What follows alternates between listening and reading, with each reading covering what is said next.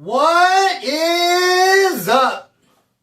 Thank you for coming to my channel, Prison POV. Shout out to the joiners. Shout out to the Point of View crew. And trip on this. I'm a little bit crooked. A little bit truckle. Trip on this. Today, we have ourselves a good old-fashioned viewer's choice video. Where you at? I know I'm happy about it. It's my favorite type of video to make. It's where I bring your questions to life, brother. And nothing makes me happier than to do so. Well, I'm going to really elaborate on a lot of these questions, so let's not waste any more time. But I do want to say thank you. You guys submitted 63 questions. A little bit of a difficult time whittling it down to 12. But I got her done. And I'm not even saying these are the best 12 questions of the bunch. But these 12 questions work best for this video. And if I didn't use your question, doesn't mean I don't like it or that's not good. I might just have different plans for it.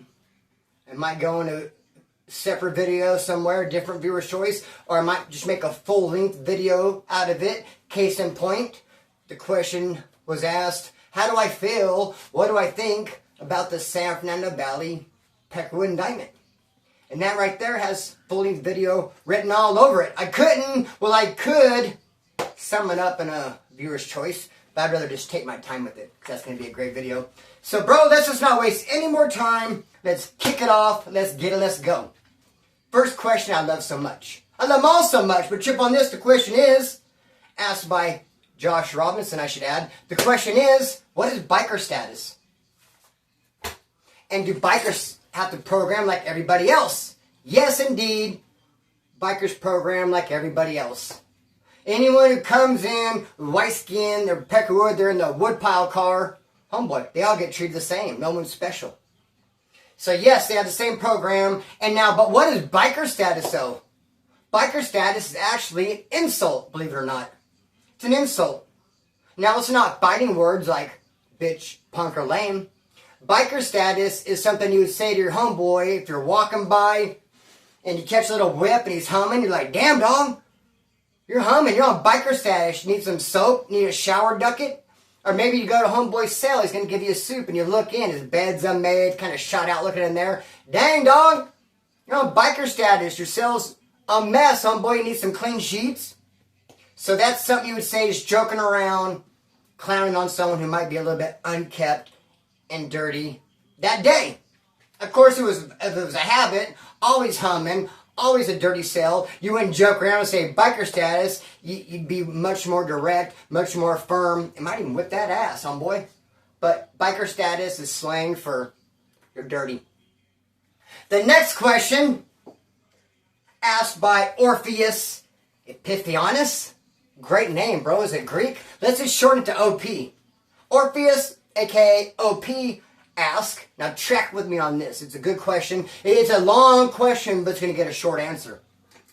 OP ask, if you get busted for a sex crime, and you're in county jail fighting that case, and you're in PC, which is where you'd be if you're in county jail fighting a sex crime, but then you get found not guilty. You didn't do this dastardly deed. You didn't commit that crime, bro. You go to court, not guilty. You get out, you're on the streets, but then you go back to jail. Starve. For, let's say, a jaywalking or a little petty theft or DUI. Do you have to go on PC, since you were there previously, fighting that sex crime? Or can you go on GP now? Go on GP. I mean, if you had to go to PC because you're fighting some foul stuff and you didn't get convicted, you're no longer fighting the foul stuff, GP all day. I could think of a lot of stories, people going from PC, GP. They do let you clean things up. The only things you cannot clean up are sex crimes. I mean, how'd you get convicted of it? GP, bro, is a distant memory for you. You'll never see it again. And also, snitching cannot be cleaned up. You can't come to homeboys and be like, I snitched, I got paperwork on me, let me clean it up. Ain't gonna happen. But I know a dude in county jail who rolled it up, packed all his stuff, went running out of the cell block. I can't be here, I'm scared. So they PC'd him up, and then, a month later, they shoot him to Wasco reception. He gets there, he's like, dude, I don't want to be PC. I was tripping. What was I thinking? He's like, I'm going GP, bro. He went GP, put in some work, landed himself in the hole and then told the fellas in the hole, hey, I messed up. I locked it up in county jail. I was not in my right mind. I'd like to clean it up. And homeboy was able to clean it up. So absolutely, OP, if you have to go to SNY PC for some foul stuff, if the foul stuff no longer applies, welcome home, baby. General population all day. The next question is posed by Expansive Human. The homeboy Breeze. You know, he just started that channel, Expansive Human. Hopefully you're subscribed. He's got some cool content on there. But his question is, how did I stop going to jail? How did I break the cycle? How did I go from someone who couldn't even stay out 12 months straight? I mean, there was years and years, bro, I could not even stay out a whole calendar.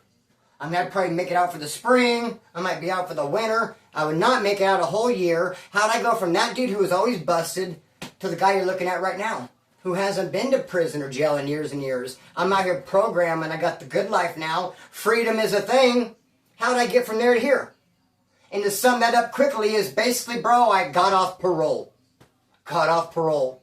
Because when I caught that P number and I was on parole, I couldn't stay out. I kept doing violations. 4 years of violation to be exact. Then when I discharged a P number and I picked up an F number, back on parole, violation, violation, violation. Another 4 years of violations. I couldn't stay out. I can't give parole a good program. But now that I'm not on parole, no one breathing down my neck or harassing me, much easier to stay out. And also, I had a turning point, bro. I came to a fork in the road several years ago. Because one of my homeboys called me up and he said, Splinter, dude, he's like, I need you. Come through. Let's hit this lick, brother. I got something for us. And I was like, all right, man. So I go over there. And I walk in and he has some victim. Potential victim. There's some dude all gouged out, all sitting in a chair. He's like, dude just got $300 from his mom. His mom just came and dropped him off $300. Now he came, he's in this chair. He's like, hem him up, Splinter. Snatch him up. He's handing me some rope and some zip ties and a sledgehammer. Let's make this happen. Let's turn this into one of those things that you see on Unsolved Mysteries. Where'd he go? And I had to be like, no.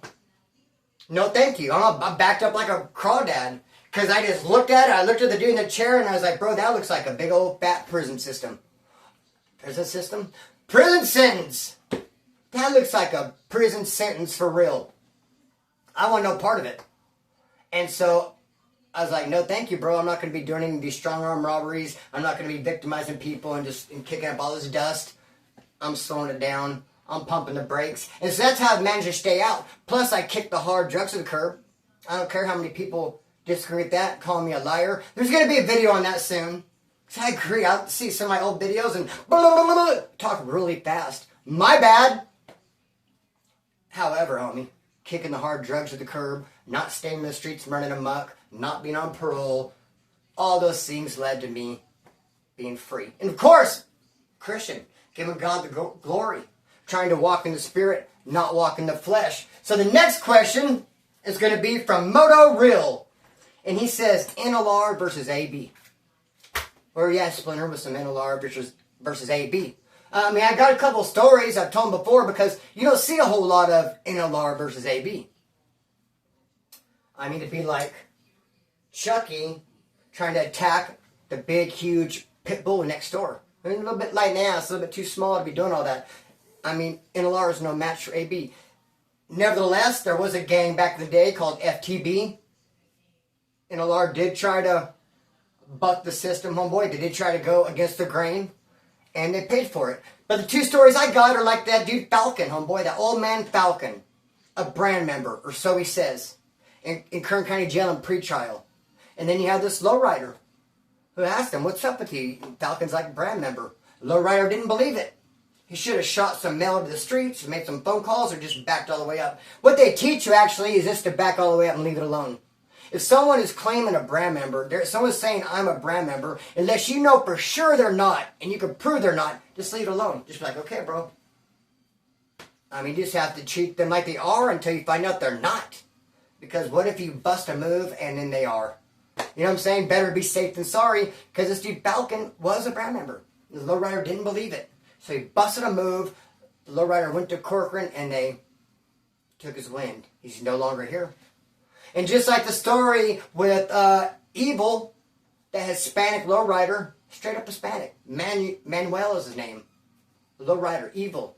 He's in the hole. D6, Wasco Reception. He celled up with the homeboy Bullet. They're both lowriders.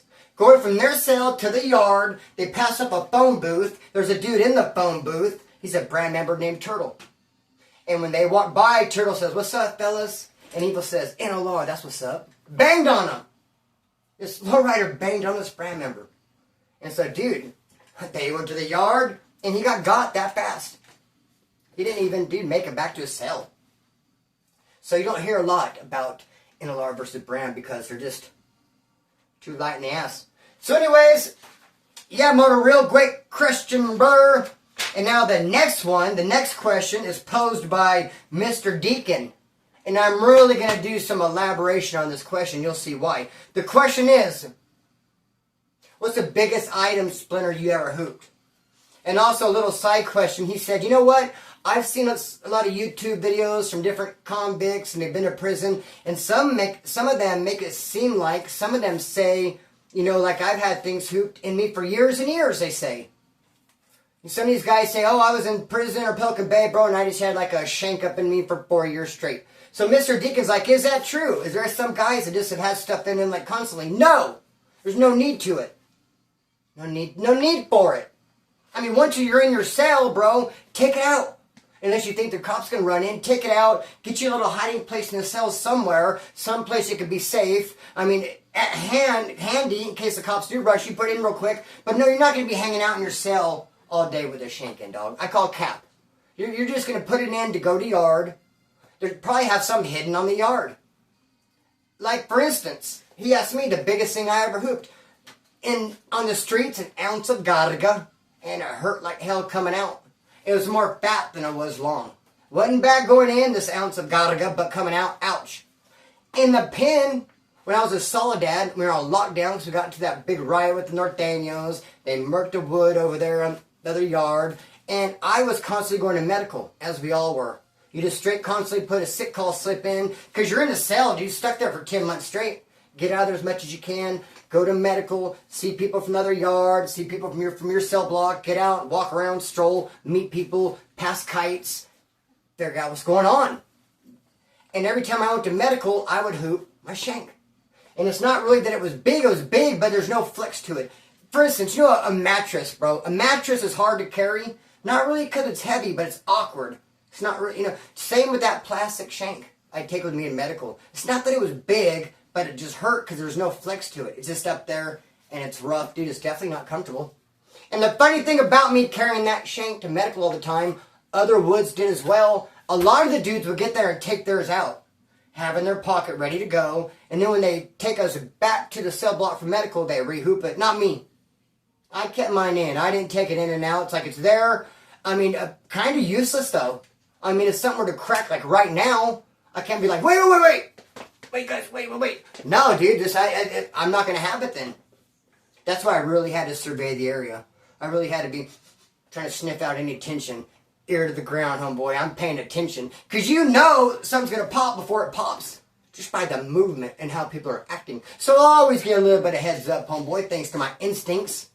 But no, dude, I just left it up there. So, now, I never hooped paperwork. I think that's cap. There's no need ever to hoop paperwork. The only thing I could fathom, the only excuse I could ever think, or the only scenario I could imagine someone actually having to hoop paperwork is if they're in the hole and they come get them for yard. And there's not a lot of people in your tier, and so you take your lockup order with you to the yard. If you're in the hole, if you're going to the yard with people who aren't on your tier. But, I mean, if you're going to a yard with people on your tier, they've already seen your lockup order because you've already fished it down there to them. So I can't really think of any need to be hooping paperwork. I've never done it. Now, the funniest stories were that story about Rambo from the ride. He did a robbery, bro. They got some jewelry. He ended up with a big old diamond ring. He hooped it without any kind of wrapping or anything. Just put the ring up there. They got arrested. He's in the holding tank in county jail. He's fishing for it. And there's a lot of people in the holding tank, and they're sitting watching him. And he's like, it's stuck on a ridge. It's stuck on a ridge. When I was at Corcoran, I went to work in the kitchen, and I thought I hooped a little 20 of Garaga for me to use when I got there on my break. So I go to the work in the kitchen, and then it's break time, and I go to the bathroom, and I'm like fishing around. I guess I didn't take anything. I didn't hoop anything, but I'm looking for something, and it was so suspicious looking that the Pisces put people on point, watching me, thinking I had a weapon. Because the door to the bathroom, corking in the kitchen, just like a swivel, no doorknob, no lock, a window, just, they could easily see me. So yeah, bro, that's what's up with that, and I think I even have more, maybe not. But Mr. Deacon, I hope that answered your question, brother. And much love to you, because I see you've been real active watching all the old videos, and you say you're watching the commercials, and I love that. R.J. Mitchell, his question is, R.J. Mitchell says, any tattoo regrets?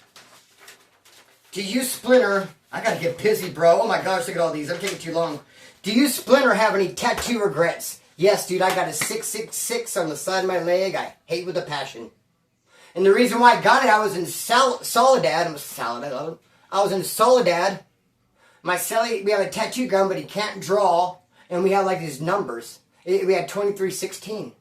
And I'm like, no, I don't really want to put the 2316. I'll just take the 6 and put 666.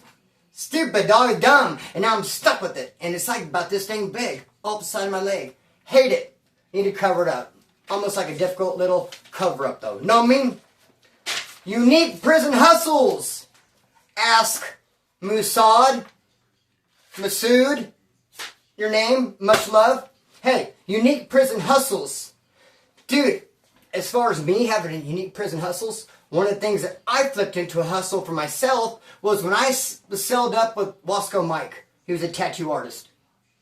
And all the time he would ask me to go sleep in somebody else's cell so they could sleep in my bed, in my cell, with Wasco Mike and get tattooed all night. But in order for them to stay in my cell and be getting tattooed all night, I'd have to stay in theirs.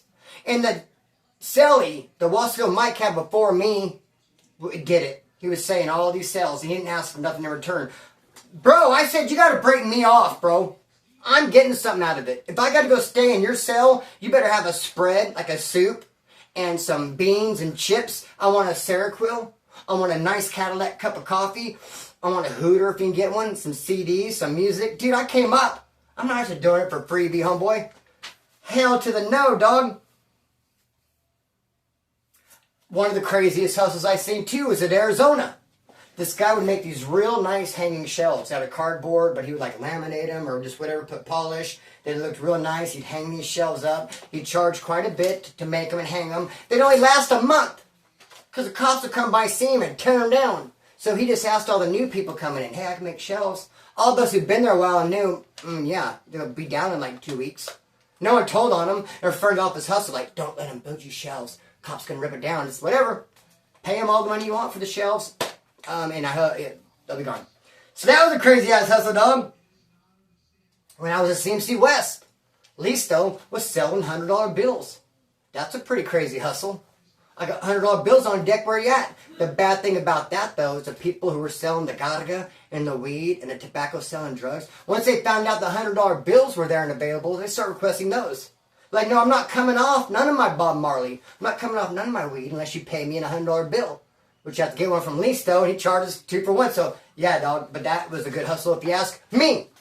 And also, one more good hustle, white lightning. Now, it's not rare. It's common. Everyone knows what it is, but it's rare to actually know how to make it, dude. White lightning is straight up vodka. And not many people know what they're doing. It's a long process. And, dude, so to get it done right, kind of rare, bro. What a unique hustle that is. So, the next one, Eric Kink says, P9 or NLR? Who is more feared and dominant on the streets in prison? I'm going to have to say NLR. I mean, I've been around more of them. I feel like they knocked them out a little bit. Well, for instance, in order to be a lowrider, bro, you had to go to YA. And you had to earn the letters NLR. Some of them one at a time. You had to earn the N, earn the L, earn the R. So you got a YA baby, do all these stickies to get all his letters, bro, and earn this stuff, where P9 are just coming off the streets on P9. You don't have to be YA, baby. You don't have to earn the letters. I mean, you have to earn their swazies and other stuff like that. And then also in the streets, NLR is just known, they're known for just going from house to house and just robbing fools. They just, bro, if you have it, they're coming to get it. Those dudes are just like professional, full-time robbers. Well, I don't know if P9 gets down like that. I haven't been around a lot of P9 dudes, to be honest. But I would just say, my answer, NLR. More dominant, more feared, in prison and on the streets. So this one, Ultreed said, do I have any fears of going back to prison? Let me just say this, bro, that every night I have a nightmare about being in prison or county jail. Now, it may not be every night, but every night that I have a dream that I could remember, I'll wake up like, bro, I dreamed about being on the farm again last night. Always dreaming about being in prison, bro. Now I wouldn't say I'd fear it.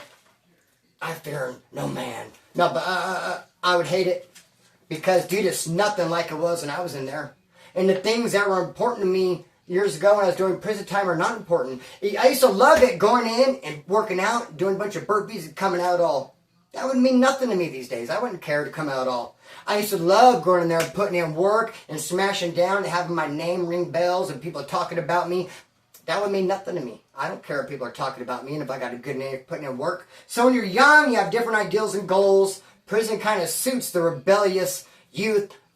No, homeboy. I mean, I'm getting up there in age. I'm no spring chicken. Prison would not be fun. Plus, dude, it's nothing like I remember it, dude. 50 yards and all this other crazy stuff they got going now. Like, no thank you, bro. No thank you. Now, Daniel, his question is, who is the best and worst you ever did time with? Best dude I ever did time with was Ron Owens. The dude who nicknamed me Splinter. Just great dude to do time with. Just funny, first of all. And he's with the business dog. He put the smash down, but he's not trying to act tough. He's like, dude, I'm down to ride if it comes down to it, but he ain't out there starting shit. Bro, he just a good dude. I loved kicking back with him. Hung out with him on the streets. Totally different dude. Totally different dude, bro. We'll talk about that in the future. You'll be in prison with someone or jail that you love their stilo. Great dude. Man, we get along so good. See him on the streets and they're just like, not even the same dude. It's like, okay, nice seeing you, bye. What was that all about? Bro, the worst dude I ever did time with was Bobby from OC. Couldn't stand him. The thing was, bro, when I was in Corcoran, where Bobby from OC was, there was 2 white cells open when me and my cellie, Eddie Adams, were leaving Fish Row. We're on Fish Row, we're 2 woods, there's only 2 white cells available. One with that dude Bobby from OC, and one with this dude Smiley from OC. Bobby wanted me to be a cellie, because Eddie Adams had long hair. And Bobby's like, I don't want the long hair dude in my cell. But I wanted to be cellies with Smiley. Dude, and I overrode what Bobby wanted, because I was like, I don't want to be your cellie, Bobby, I'm going with Smiley. You get the long hair dude, sorry about your luck. And dude, that offended him and bothered him. He took it personal.